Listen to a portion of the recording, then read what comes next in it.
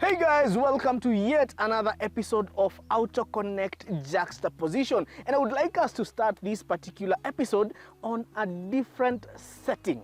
Picture this: you're driving your 2017 Mazda CX-5 KF series on an open country road. You're enjoying the performance, the thrill, the ergonomics, and loving the fact that people are actually admiring your vehicle. But out of nowhere, on your rear view mirror appears an SUV whose grille wields an angry ego.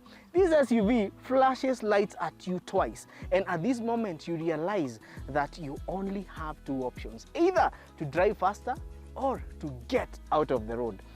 But you have faith in your Mazda CX-5, so you decide to try and outrun this particular SUV. So you put the throttle pedal to the floor, but unfortunately this SUV wielding an angry ego in the middle of its grille indicates that it's going to the right hand side of the road. So it hits the overtaking lane like thunder and disappears like smoke. You try to chase it down the road, but all it serves you are shots of Gap Daniels whiskey. So it's Gap Daniels, Gap Daniels, Gap Daniels. And when you can't take it anymore, you decide to slow down. When you get home, you're puzzled, you're flabbergasted, you're in a state of disbelief. You're wondering, I thought Harriers were for old, boring people.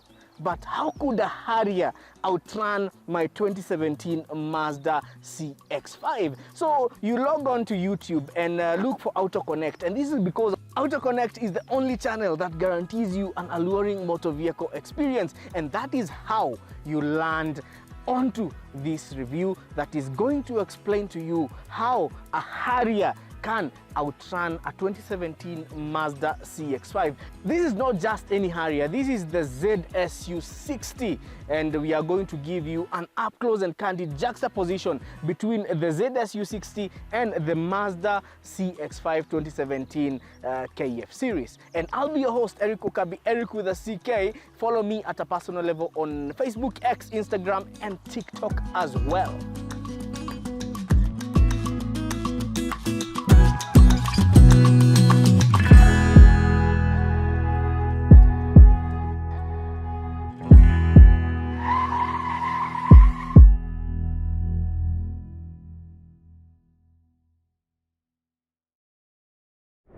The Toyota Harrier. It's an iconic vehicle on Kenyan roads, but it has been associated with boredom, old age, lack of adventure, and also even imagine there has been a section of Kenyan ladies who have been baptized anti-Harriers because of their loving for this particular vehicle. In fact, for the longest time, men have been shy when it comes to buying the Toyota Harrier because it does not give masculine vibes. However, this particular Toyota Harrier that we have here is quite different in that it is a performer.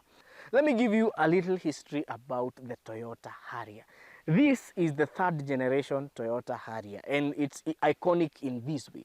Well, the Toyota Harrier nameplate has never been independent up to until the year 2013. In fact, before 2013, the first and second generation of the Toyota Harrier were parallel models to the Lexus RX. Tuko pamoja hadi hapo. But in 2013, Toyota decided to give the Toyota Harrier independence, and that is when the Toyota Harrier actually became an independent model with this particular generation, the third generation.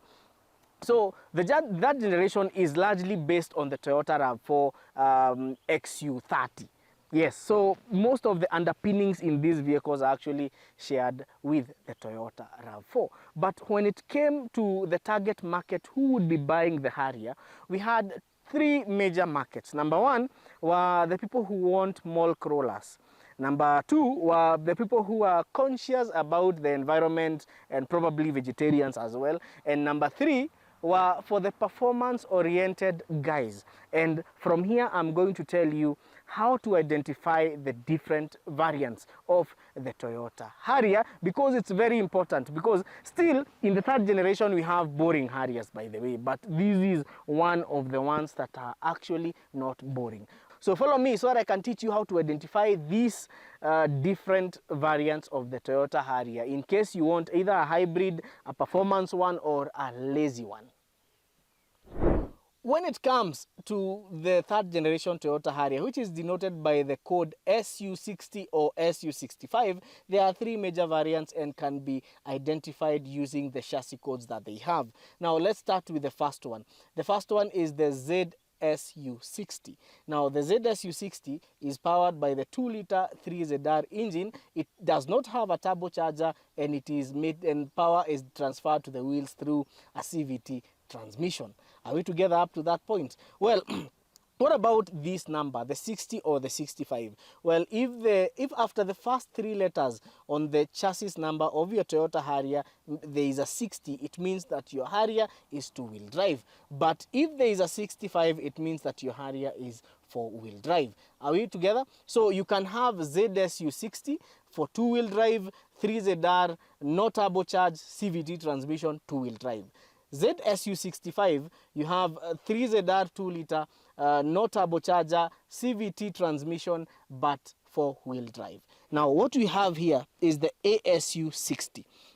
Now, what does the A mean? The A means it's powered by the turbocharged 8AR FTE engine, and SU is the code for Toyota Harrier. 60 means it's two-wheel drive.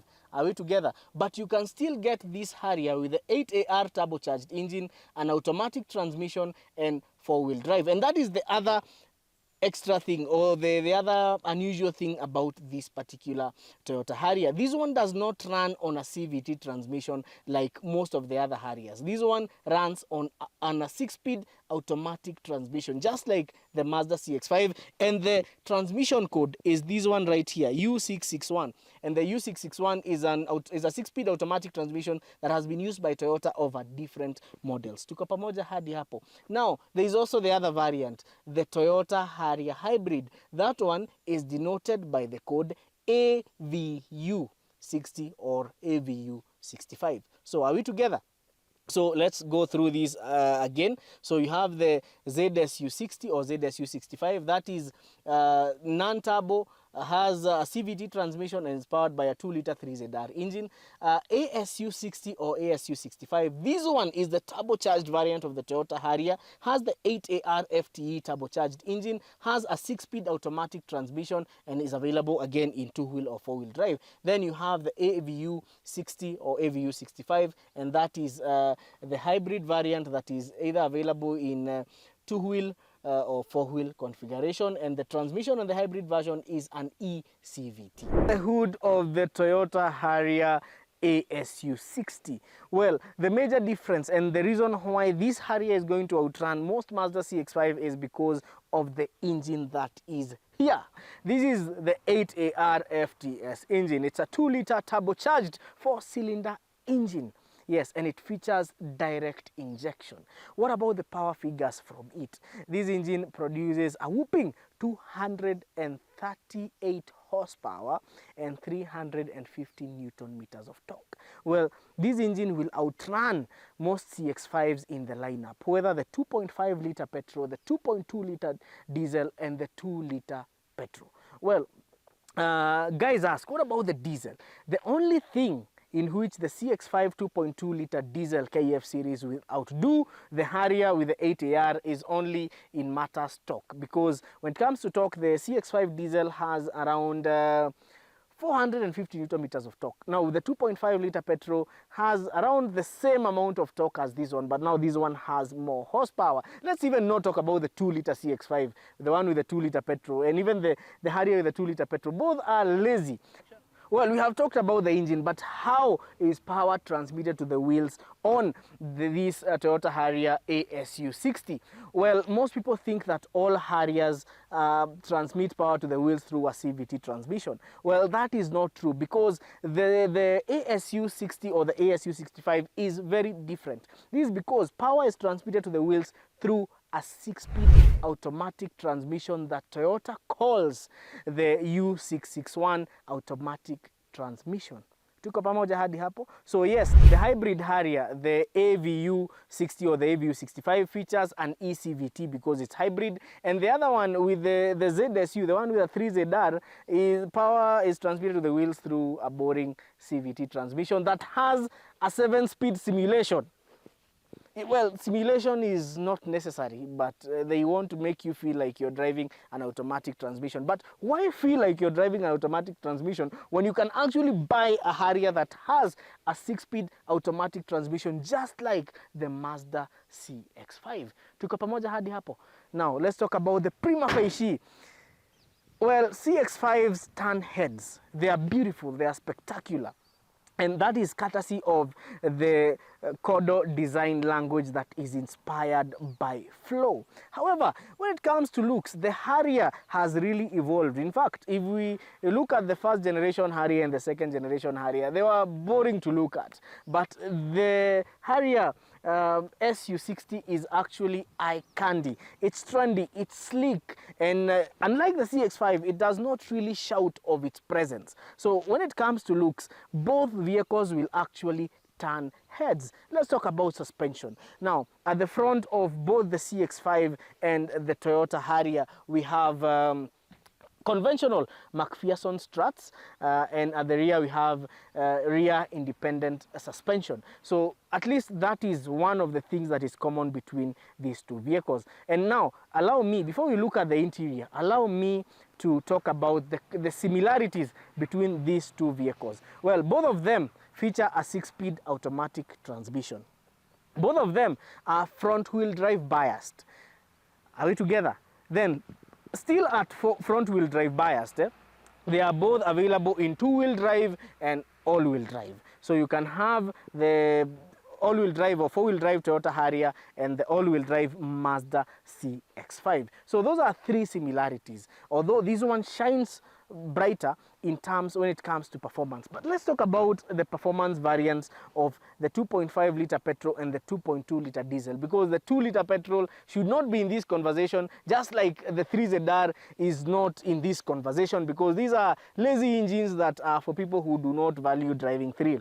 Well, if you're buying the 2.5 liter petrol or the 2.2 liter diesel with turbocharging, they'll give you power figures that are not even past the 200 horsepower. Well, the petrol one will have the same torque as this, but the diesel one will have slightly more torque compared to this Harrier over here, because the diesel CX-5s will give you around 450 Newton meters of torque. So those are some of the dynamics that you have to look at. When it comes to safety, mnajua kuna wase who keep on saying Toyota is not safe, oh, Toyota this, Toyota that in terms of safety. Wait. The Harrier and the CX-5 are both rated 5 stars when it comes to safety. You see, the CX-5 has the cameras over there to assist you with collision prevention, autonomous emergency braking, and even lane departure assist. And we still have the same on the Toyota Harrier. In fact, the 3rd generation Toyota Harrier features Toyota Safety Sense. Yeah, so you have all the safety features that are in the 2017 Mazda CX-5 KF series. And I'll tell you one thing. You see, everything that is in the CX-5 is in the Toyota Harrier. And we got these cars from Carplicity, and the difference in pricing between these and these is only 100,000 Kenya shillings. Well, these will retail at around 3.55 million Kenya shillings, and these will retail at around 3.65 million Kenya shillings. Lakini ukienda pale kwa David wa Carplicity, his number is in the description. He will give you an auto-connect discount. Definitely. Sawa sawa. Now, let us look at the interior, because the interior of the Harrier is actually what makes most people buy the Harrier, because it wins hands down when it comes to the interior build quality.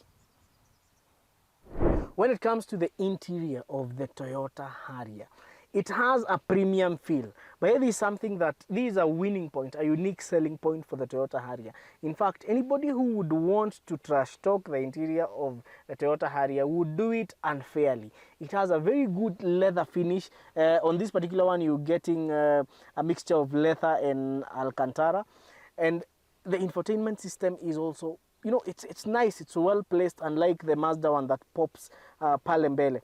Now, when it comes to the cluster, it has an analog cluster with a small digital provision pale katikati. And then now, unlike the Mazda CX-5, the Mazda CX-5 has heads-up display. The Harrier does not feature heads-up display. The Mazda CX-5 features a sunroof, but does not feature a panoramic sunroof. So these are some of the differences between the Mazda CX-5 and the Toyota Harrier, and this particular one. And something I'm going to show you. What about driving the Harrier? Well, if you're driving the Harrier, it features 3 driving modes. If you want to save fuel, you have eco mode. If you want to cruise within normal highway speeds, you have normal mode. But if you want to have fun, you have sport mode. However, the biggest difference between these and the CX-5, you do not have buttons. You only touch. So if I want to put it to eco mode, I'll touch eco. It will engage eco. If I want to drive it in normal, I'll just put my finger on normal. If I want to put it to sport, I'll just put my finger on sport. So it doesn't have buttons, and this is the good thing about it. It has that, you know, the Harrier is actually proper luxury, and this is the direction that Toyota has taken, because you had known the Harrier to be boring cars, but now they are no longer that boring. Top trim Mazda CX-5s are known to have a Bose surround sound system, and it is good. But what if I told you that the Harrier offers a sound system that is equally good, or perhaps even better? We're talking about the JBL surround system, and the sound system on this Harrier is epic, for lack of a better word. What about driver convenience features? The Toyota Harrier offers a telescopic steering wheel, meaning you can adjust it forward, you can adjust it backward, you can adjust it upwards or even downwards electronically. Si ile kitu ya kuweka hivyo unaweka ama, no, it does not have a manual switch. You do that electronically and not manually. The other cool feature is you have this angry eagle engraved on the leather that is on this door card. What about the features? Actually, you get the features that you would get in that. You have a 360 surround camera. So if you're reversing the vehicle, you have an all-round view of what is around you. You also have a front camera on this one, which is something that Mazda CX-5 does not have, but top trim specs of the CX-5 also feature that front camera. You have an electronic handbrake on this one, and this is a major improvement on the Harrier. You don't have ile ya kukanyaga. No, you have an electronic one. And the beauty about this electronic handbrake, if you engage the handbrake, then engage drive, the handbrake automatically disengages. And this is good because most people will actually forget to disengage the parking brake. Now, if you put it into park, it automatically engages the electronic handbrake. Tuko pamoja? So that is another interesting feature. What else do you get that is on the CX-5 that has also been in the Harrier? One, you get a power boot. You get auto hold. Auto hold is when you're in traffic. So you step on, once you engage auto hold, when the vehicle is in drive, hata ukiachilia brake, gari haitasonga. Now when the lights turn green, tap on the accelerator pedal and auto hold disengages and the vehicle starts moving. It's a very convenient feature in urban areas that suffer from traffic jam or even numerous stop signs or numerous traffic lights. The other thing you get on this one is a power boot. So this one is ile ya kufungua manually. No, you can open the boot electronically. So this is another convenience feature that you get it. When it comes to saving fuel, you have idling stop. When you're in traffic, ukanyage brake, gari inazima, ukiachilia inaguruma. But idling stop is only active when the vehicle is in eco mode. Tuko pamoja hadi hapo. What about the comfort and space in the Harrier? One thing about the Harrier, and this is something that we can all agree, is that the Harrier feels way more premium compared to the Mazda CX-5. Even in terms of road noise, this one has reduced road noise, and we have to appreciate that. Let's not have this belief that Harriers are boring cars. No, the third generation Harrier is actually something to give praise to. And when it comes to interior space, it has sufficient interior space, and even on the second row of seats, you have sufficient legroom. You do not have a hump in the middle, and you also get an armrest and cup holders hapo nyuma. Also on the driver's side, you have a very nicely placed armrest that has a storage compartment hapa chini. Also you get cup holders and a power output here. Power output plus a USB port. that is very well covered hapa. So the moment umefunga hii, you have a nicely finished dashboard, and you don't have holes popping from everywhere, and this was a very good design cue. The only thing I'm not happy about when it comes to the Harrier is the collar mounted shifter. I prefer floor mounted. Floor mounted gives the vehicle a sporty feel, but collar mounted, it gives the vibes of the old Harrier, which is not good. So the only mistake, or the only thing I don't like about the Harrier's interior is the position of the shifter. Tuko pamoja hadi hapo, but all in all, it's good, it's premium, and it feels luxurious. Let's look at the trunk space, because this is another unique selling point of the Toyota Harrier. Let's talk about practicality of the Toyota Harrier. Well, the Toyota Harrier boasts of a powered tailgate, and behind the tailgate you have commendable luggage space. In fact, the boot space in the Toyota Harrier is bigger than that of the CX-5. So you can actually haul more luggage on the Harrier than you would on the CX-5. When it comes to the interior of the CX-5, we know Mazda has very good leather and sometimes bright interiors that make the vehicle look amazing, but the feel is not as premium as that of the Toyota Harrier. What about the dashboard? The dashboard looks conservatively Mazda, and for a vehicle that you're paying for 3-point-something million Kenya shillings, it does not really give luxury vibes. Yes, it's unique in its own good way, but even the size of the screen, well, it does not give luxury or premium vibes. The other difference, significant difference between the CX-5 and the Harrier is that the CX-5 has heated rear seats. But anyway, heated seats hapa Kenya. But anyway, guys who live in Kimende and Limuru would make use of these heated seats. Well, the luggage space in the CX-5 is not as much as what you would get in the Harrier, making the Harrier more practical. Let us talk about another significant difference between these two vehicles. Well, both are available in a number of different wheel sizes. Now, but this particular Mazda CX-5 sits on 19-inch wheels, while the Harrier sits on 18-inch wheels. But let's talk about impression. We know Mazda is celebrated for the soul of motion, the Kodo design language that is inspired by flow, and we must admit that it's remarkable, it's good looking, it's artistic. But when we look at the Harrier, we have to agree that the Harrier has a very sleek design language. In fact, the Harrier speaks of elegance and simplicity, unlike the CX-5 that boasts of, well, that shouting look. So if your age bracket is a little bit more mature, psychologically you might go for the Harrier because it's a bit more sleek, and this explains why most people, as they mature up, will resort to the Harrier other than the CX-5. The CX-5 is a bit youthful. The Harrier is a bit more mature, but that does not mean that young people are not driving Harriers. And guess what?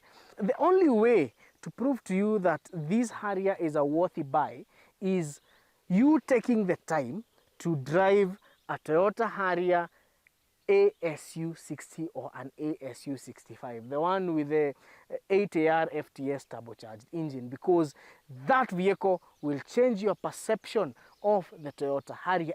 Well, if you're a youthful person buying the Harrier, well, wachana na GS. I find the GS being expensive for nothing because it's lazy. It still features the 3ZR 2-liter non-turbo with a CVT. If you're buying, and if your budget does not get to the point where you want to buy an actual Harrier GR, now the ASU60, this one with the 8AR FTS, is actually a Harrier GR at a budget. Same engine, same transmission, only cheaper and, well, a bit less powerful. As I wrap up this review, I would like to make something very clear. The only Mazda CX-5 that will outrun this Toyota Harrier is the Mazda CX-5 with a 2.5-liter turbocharged petrol engine that debuted in 2018. And that vehicle boasts of a whopping 250 horsepower. Now, that is a vehicle that once in the Kenyan market will be a darling to many. We are looking at a family SUV that will rival Audi Q5s, Volkswagen Tiguan's, and that is going to be a big deal. So kama wewe ni car dealer and you already have that car in the Kenyan market, please tweet here. We would love to review it and feel it on Kenyan roads and also give an up-close and candid review to you, our audience. So kama uko na hiyo 2.5 liter turbo Mazda CX-5, tueleze, we would love to have it. But all in all, let's talk about value. Well, this one will go for approximately 3.65 or even 3.6 million. This will go for 3.55. You have 100,000 worth of difference. However, if you're looking for a cheaper Harrier, you will get the ZSU for, you know, a cheaper price, or even the hybrid one. But this one is still a bit more pricey because of what it offers. This is a normal Harrier that does not shout that it has good performance. In fact, it's an ordinary looking Harrier that will give you one thing. It will give you performance, performance, performance. And just to talk about it a little bit more, it's not only performance. This is performance pegged together with Toyota's legacy of reliability. So, you know, in my personal opinion, the CX-5 looks good. The look is breathtaking. It has very nice colors, but this car right here is different. It does not shout. It's quite mature because the CX-5 is a bit youthful. This one is mature in nature and does not scream a lot. And when it comes even to the prima facie, the Harrier looks very good. I know most people don't want to accept that, but it's quite a looker. And next we might bring you the 2020 Harrier that has even improved more when it comes to this, and it's an amazing vehicle as well. So we'll have it in one of our subsequent episodes. But now, talking about the 100,000 Kenya shillings difference, do you think it's worth? Personally, I think the Harrier has it. If you add performance to the Harrier, now you get a car that will rival the Mazda CX-5.